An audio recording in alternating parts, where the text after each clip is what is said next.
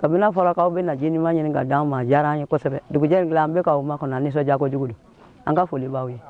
parce que a fɔra an ye k'a bɛ na an yɛrɛ ma dala k'a bɛ na n'anw nana kɔni a diyara an ye fo ka tɛmɛ kɔlɔn min b'an bolo an bɛ tile ban ka ji bɔ an bolo la ka fɛn bɛɛ kɛ denmisɛnninw bɛ bi kɔlɔn kɔnɔ baganw bɛ bi a kɔnɔ bon o man bisa mais ni nin don est ce que i bɛ bi nin kɔnɔ wa.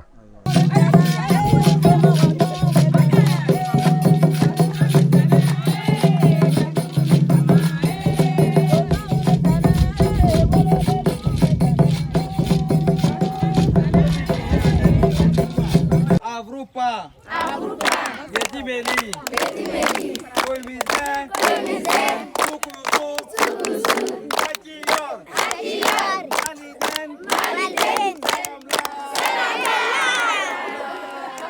Bismillahirrahmanirrahim. Avrupa Yetimeli olarak Afrika Mali'de su kuyusu açılışlarımıza devam ediyoruz. Şu anda Bamokoni köyündeyiz. 700 nüfuslu bir köy.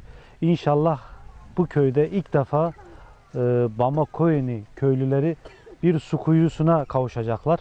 Hacı Niyazi ve Hacı Bedriye Sertkaya su kuyusu hayratını bu köyde açacağız inşallah. Çok heyecanlılar çünkü neden? İlk defa bir su kuyusuna kavuşacaklar. Rabbim hayırseverlerimizden razı olsun inşallah. Bismillahirrahmanirrahim. Allahu Ekber.